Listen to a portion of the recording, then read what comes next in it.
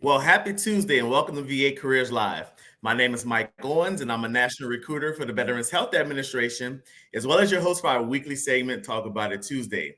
If you're tuning in for the first time, I just want to let you know that we are here every Tuesday at 12 noon Eastern Time. So feel free to grab a snack, grab something to drink, and join us as we talk about career items here at VA. Now, again, whether you just joined us for the first time today or you've been with us for the last 3 years, we will always want you to be part of the conversation. So don't be shy. Feel free to leave any questions and comments in the comment section below. Our team and I will go through those comments and questions throughout the day and throughout the week. And even some of those questions may be answered on our live broadcast before we cut off for the day. But again, no matter what, don't be shy. We want to make sure that all you guys are getting your questions answered, all your comments addressed, because we want to see everyone on here eventually become an employee here at VA, or if you're already an employee here at VA and transfer to another department or another section within VA, we want to make sure that your comments and concerns get addressed today. So no matter where you're coming from, if you have any career related items that you want us to talk about or want us to see, again, put those in the comment section. And again, we'll be sure to go through those comments and questions. Also, again, as I said, you guys are looking for jobs here at VA, and there's other people that you know that are looking for jobs here at VA. So feel free to share our broadcast. There's the nice big share button at the bottom. We have two hashtags that are associated with this broadcast. One is hashtag work at VA. Again, one is hashtag work at VA, and the second one is hashtag VA career. So again, our two hashtags that we use for this broadcast are hashtag work at VA and hashtag VA career. So feel free to hit that share button, use those two hashtags, add any caption that you want, and let's get this information out to as many people as possible. So with that being said, today is a special Q&A session. All right. So we've had some questions that were pre-submitted by you guys over the last couple of weeks. And I wanted to go ahead and take a stab at some of those questions today. And if we have time, I'll take some questions that you submit in the comment section below. So again, that's why I say always submit those questions. I know I'm kind of beating a dead horse there. But yeah, just go ahead and leave those comments and questions. But the questions that I am going to answer first were ones that have been left over the last week or two for previous broadcasts that we hadn't been able to get to. And I think that all those questions would be helpful. So with that being said, but first, I do have a question of the day. All right. So this one is going to kind of take us back a little bit. Some of us more further back than others. But if my question of the day would be, and this could be career advice or just general life advice, if you can go back to being 16 years old, knowing what you know, what advice would you give your 16-year-old self? Again, that could be career-related advice, or that can be just regular general life advice. So again, no matter what age you are, unless you're 16 now, but no matter what age you are, if you can go back to being 16, or you can have a conversation with your 16-year-old self, what type of advice would you give yourself? What type of career advice or general life advice would you give? So if you want to play along, just go ahead and leave those answers in the comment section. Again, I always look forward, and my team also, we always look forward to going back and looking at those questions and those answers and seeing. And you never know, one of your questions could maybe help someone else that's looking in the comment section. You know, there's a lot of people that watch this broadcast. There's a lot of people that go through the comment sections, and they're not just going there to be nosy. They're going there to, you know, some of you guys give good advice in the comment section, and you give good tips and good pointers, and we appreciate that. And I'm sure that everyone that watches our broadcast and actually go through the comment section also, they appreciate those tips and comments. So again, don't think that your comment, your question, or your tip is being unseen. Even if it's not seen by my team right then and there, it's being seen by someone else. And that comment, whatever you write in that comment section, could definitely help someone out in the future. All right. So with that being said, we're going to go to our questions. All right. So again, as I mentioned, today's broadcast is a Q&A with myself.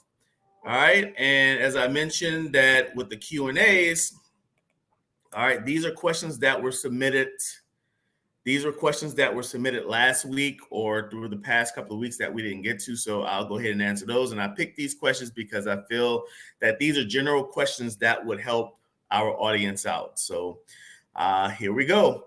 So the first question that we have comes from Peggy. So Peggy, thank you for submitting this question. Peggy is asking, how soon after a job posting closes can you expect to know whether or not you are a candidate? So again, Peggy's asking, how soon after a job posting closes can you expect to know whether or not you are a candidate? So it's, again, when a job closes for most positions, unless it's a long-term open continuous announcement, that this announcement is open for a year, and the announcement says that maybe every 15 or 30 days we're going to pull candidates. Normally, there's no movement on a job announcement until it closes. So let's say today you guys apply for a job and it closed today at 6:20. Now, that job announcement, even though today it closes, is going to be open until midnight tonight or 11:59 tonight. So it still won't have any movement on the day it closes. Normally, once the job closes, then some movement happens, and depending on it, just there's a lot of factors that depends on. It just depends on how fast human resources can get to that job announcement. It depends on how urgent it is to fill that position. Because even though there's a vacancy open here at VA, sometimes there's an urgency, sometimes there isn't. Sometimes that hiring manager needs to get someone in that spot right as soon as possible. And some hiring managers just like, well, just let the normal, process happens, and we'll take it once HR gets to it or whatever. So there's really not a timeline. I would say that normally within the first 2 weeks after a job announcement closes, you will get an email. First of all, you'll get an email telling you that the job is closed. So once you get that email that says that position has closed, or that job announcement has closed, then you can start looking out for other emails pertaining to that particular job announcement. So, but I would say within the first 2 weeks, you should, again, this is a big old should, because it depends on how fast human resources can get to it, because you have to realize some human resources departments are juggling many open vacancies at the same time. But I would say within the first 2 weeks, you should receive an email saying that that the job is closed. And you should receive an email that says that either you've been deemed eligible for that position, or you may get an email saying you were found not eligible for that position. And even after that, you may get an email saying that you've been referred to the hiring manager. Now, again, as I mentioned in past broadcasts, that being referred to the hiring manager doesn't mean that it's only you and maybe two other people. There could be 5, 10, 15, 20, almost 100 people being referred to the hiring manager. And once applications get referred to the hiring manager, then the hiring manager puts together an onboarding team or interview team, and that interview team goes through all of those applications. So let's say I'm the hiring manager. Let's say I get 20 applications. So I can't interview all 20 people. I can pick maybe up to 5 people to interview. So what I do is me and my team, we go through those applications, we grade them, and we pick out the 5 that has the highest score. All right. And that grading could be, the grading depends on what is the hiring manager looking for. So it can be on work experience, it can be a mixture of work and education, but they're looking for the grading system. The grading system that VA uses, it does a good job at pinpointing the top 5 people. Even though all 20 of those applications that were referred to the hiring manager, all 20 of those are qualified, the point system that we use when we're grading these applications when they come to the hiring manager, believe it or not, they do a great job at picking out the top 5 most highly qualified candidates that came out of that 20. So, but again, that process takes time, because you have to realize that interview panel, or that panel that's looking over the applications, they have their normal job duties. These are not HR folks that are looking over these resumes. These are people that may work in that department, or it may be various department heads for various departments at that facility. But they have normal job duties and meetings and full schedules that they have to attend to. So again, that can take time. But I would just say, just within the first 2 weeks, you should receive some type of email saying that you're, some type of eligibility email. And if you are referred, you should receive something that says you were referred. So again, there's really no timeline. I wish I can give you a timeline, but then there's a lot of different factors that goes into that. But thank you, Peggy, for answering that or actually submitting that question. So if you're just tuning in to Talk About It Tuesday, again, I'm Mike Owens. Thank you for watching. But today we're doing just a simple Q&A. We've got some questions that were submitted over the past couple of weeks that we picked out for today. And I'm going through to answer those questions. All right. So we have another question from Amanda. Amanda says, first of all, Amanda, thank you for submitting this question. Amanda is asking, what does it take to be a veteran and registered nurse to get hired at the VA? So I'm assuming Amanda is a veteran and Amanda is a registered nurse and trying to get hired at a VA clinic. So for anyone that's a nurse that's watching us or that's about to graduate nursing school or is going through school and you eventually want to work for VA as a nurse, there are a lot of registered nurse vacancies out there. There are a lot. I don't think that you will ever go on VA Careers or USA Jobs and not see a vacancy for nurses. Nurses are one of our most critical occupations. We're always trying to fill nurses. I think even in the private sector, there are nursing shortages. So there's always going to be an opening for a nurse. My biggest tip for anyone that's a nurse is to contact the VA facility that you want to work at and ask who is the local nurse recruiter. Most facilities, not all, but most have a person that's hired just for nurse recruiting. And I would first of all apply to any open vacancies that are open, that are any nursing open vacancies that are at that facility. But after you apply for those vacancies, I would definitely call that local VA medical center, or if you live close, I would go and visit the local VA medical center, and I would ask who is the local nurse recruiter for that facility, and I would try to do all of my transactions through that nurse recruiter. Even though you've already applied for the position in USA Jobs, again, that's a big step. So always apply for the position in USA Jobs, but also find who the local nurse recruiter is and work with that nurse recruiter. And that nurse recruiter, working with the nurse recruiter can up your chances at being hired at a local facility. So again, find out who the local nurse recruiter is.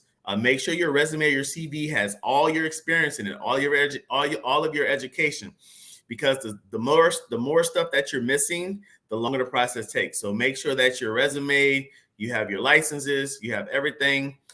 So when that nurse recruiter asks for all that stuff, you have it ready, you have it readily available, and you're able to go ahead and work with that nurse recruiter and get hired. So again, for anyone that's a nurse, a registered nurse out there, again, please, apply for the vacancy at that VA medical center that you're trying to work for.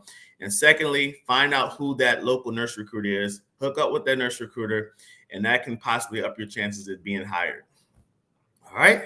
So thank you for that question, Amanda. So I have another question here from Melinda.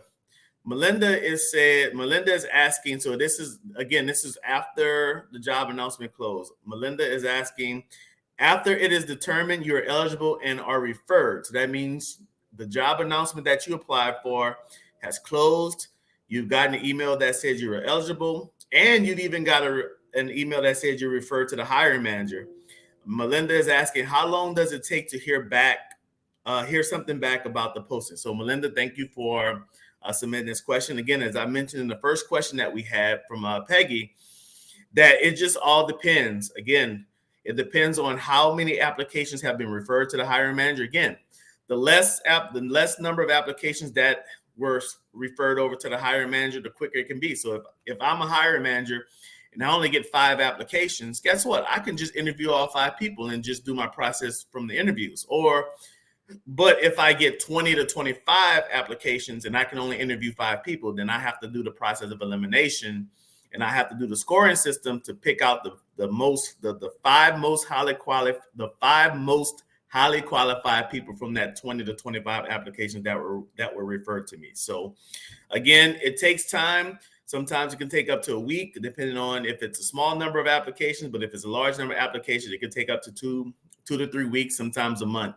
And it's not because that they're not working on that application. Again, it takes time to do the scoring process and go through all of those applications. Because again, those are not HR folks that are scoring your applications once you've been referred to the hiring manager. Those are the team that the hiring manager put together, who, and that team, those team members have other duties outside of their normal job, outside of doing this. So it's like almost like an additional duty. Like, hey, I know you have your work to do, but I need you to add this the scoring process to your day, and then it just takes time. So again, it can be up to a week, it can be a month, a few weeks. It just depends. But I would say within 2 weeks, if you don't hear nothing within 2 or 3 weeks at the most, feel free to contact the point of contact that's on the job announcement. All right.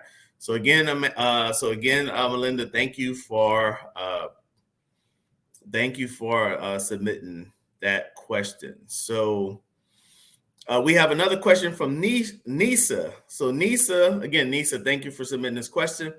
Nisa, so now it looks like Nisa has applied for a job, got tentatively selected, and now going through the onboarding process. And so Nisa is asking, how long does it take before the background check is completed in order to get a final offer? So again, it looks like Nisa is asking if you've applied for the job, you've gone through all the emails that say you're eligible and referred, you've gotten an interview, you passed the interview, and you got an email saying that you were tentatively selected. So a tentative offer and a final offer are two different things. So a tentative offer comes first. What the tentative offer says is that you've been conditionally selected for this position. Now, what that means is that you still have to go through the onboarding process. So if you fail to meet any of the onboard requirements, then they can take that offer away from you based on what happens through the onboarding process. And one of the biggest things in the onboarding process is the background investigation. Whether you are a new hire to VA or whether you are a transfer, which means you work for the VA, but you're going to another department or you switching jobs within VA, most of the time you're going to get a background investigation done on you. That happened to me back in September. I moved out of the marketing role into a national recruiter role, and even though I was working in the same office, I would have the same bosses. I would have, the only thing that would change is, of course, my job duties, but I would have the same boss, same office, so same people I've been working for the last 7 years. I still had to get a background investigation done, and so that it depends on the level of clearance that your job needs. Whether if you need a public trust, what level of public trust, is it a low risk, is it a high risk position, or if you need some type of higher clearance. It just depends on what type of what's the risk factor in your position. So again, if it's a very low risk position and your background check doesn't need to be as in depth as somebody that would have a high risk investigation, then your investigation may take maker. But if you're moving into a position that has a high risk factor behind it, then your background investigation may take longer. So again, that's one of those things that you just don't know. It could take a month. I've seen some people, they're done within a month. I've seen some people not done within 3 or 4 months. So again, it just depends on what's the level of your position, what's the risk level, and what type of background investigation you're going to need to have based on the risk level of your position. So I hope that was able to answer your question, Nisa. So, but again, don't fret, don't worry. They'll communicate with you along the way, especially after you got the tentative offer. And if you're out there and you've gotten a tentative offer, I would say make sure that you keep in contact with that HR representative that sent you your tentative offer. If you don't hear nothing, if you put in your required stuff and you don't hear nothing within a week, I would say contact that person on a weekly basis. Again, sometimes you may get your final offer within a week or maybe within a couple of weeks. But if it's being stretched out, try to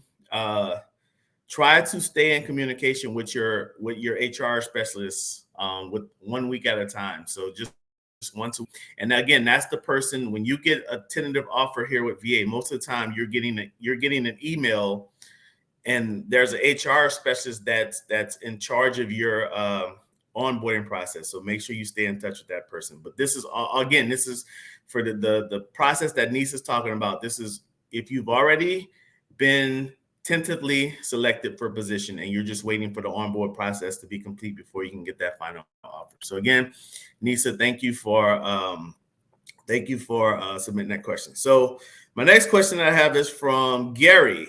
Gary is asking, Gary is asking, I know many people with GS positions and do not have a degree. Is that no longer a requirement? So as far as educational experience, there is no degree requirement, even though you can go on to OPM somewhere and they'll tell you that certain degrees match certain GS levels. In real world experience, uh, it's a mixture of education and work experience. So if if I'm a hiring manager and I'm hiring for a position in my office, no matter what GS level it is, whether it's GS1, GS5, GS7, GS11, GS12, GS13. If I see a candidate who's the most highly qualified candidate. Now, highly qualified doesn't just mean that's the person with the most education.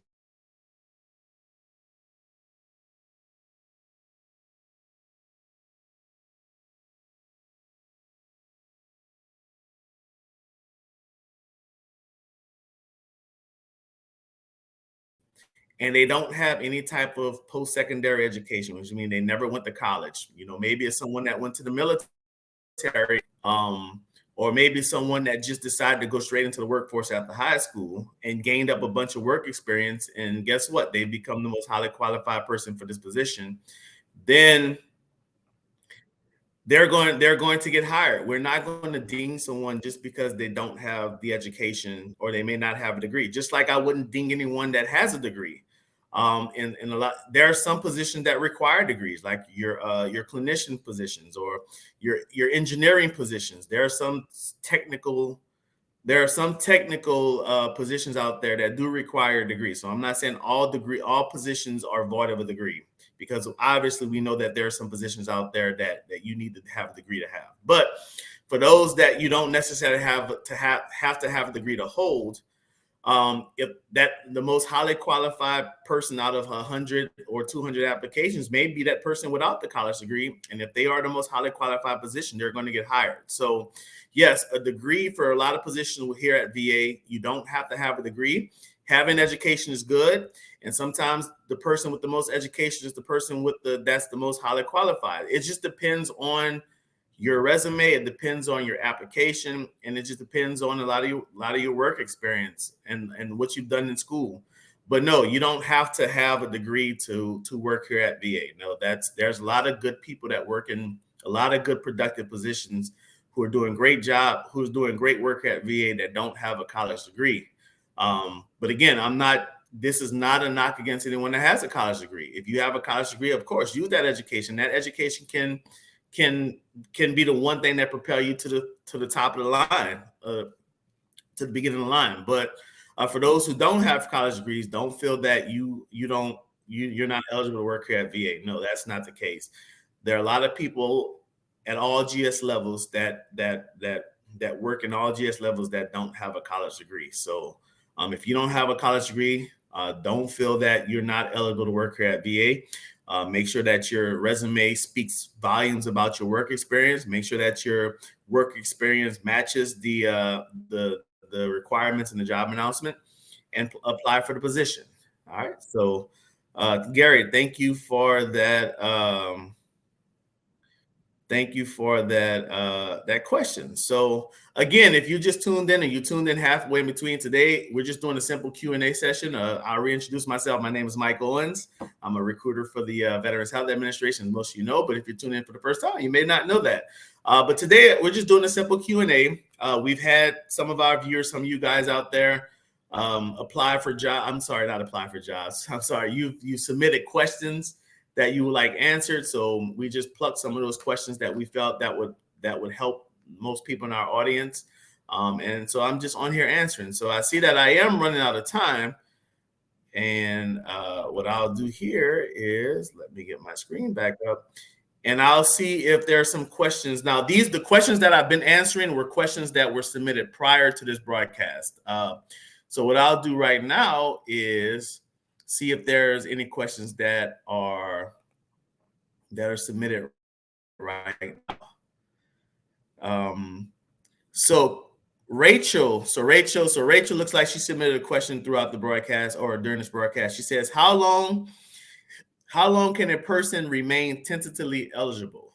All right. So I'm assuming that, Rachel, you're asking how. I know you said tentatively eligible, but I don't know if you mean eligible as far as like you've been deemed eligible to potentially be hired, or if you're meaning eligible or tentatively eligible because you got the tentative offer. So I'll just touch on both of them. So you can remain eligible for a position up until someone's hired for it. So if you got an email that said you were eligible for a position, you are eligible for that position up until someone's hired. Now, once someone's selected for that position, obviously it closes, and then you're not eligible for that position anymore. But if you're talking about a tentative offer, again, if you receive a tentative offer from the VA saying, hey, you were the one selected for this position and you're tentatively selected for this position,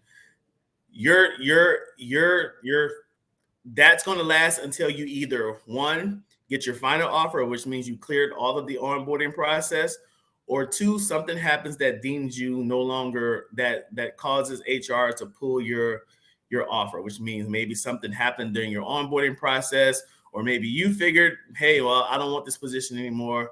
But there's really no timeline. But again, for an attempt to be eligible, you're eligible until someone's hired. After you've got a tentative offer, then you're in that spot until you receive the final offer or that offer's pulled for whatever various reason.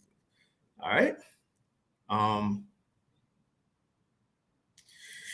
And that looks like all that I have time for today. So again, thank you for watching.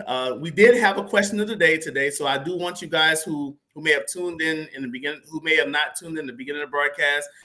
So the question for you today is, if you can go back to being 16 years old, what type of career or life experience or what type of career or life advice would you give yourself if you were able to go back to being 16 years old again? So again, that could be career advice, that could be just general life experience. But my question for you today, just leave that in the comment section. If you can go back to being 16 years old, what type of career or life advice would you give yourself? So go ahead and put that in the comment section. As always, I appreciate coming on. I really like Q&As because I really love being able to answer the questions that you all have. And I know that my coworkers, Tim and Kendra, who come on periodically each month, I know that they enjoy doing it too. I think these are the most effective broadcasts. And again, always submit your questions. Again, your question may not be answered that day, but at some point on Talk About It Tuesday, whether it's inside the comment section or on the actual live broadcast, we'll try to make sure that your question is answered and your comment is addressed. So again, thank you for watching. As always, I'm Mike Owens. It's always good to be with you. And we will definitely see you on next Tuesday. Have a great day.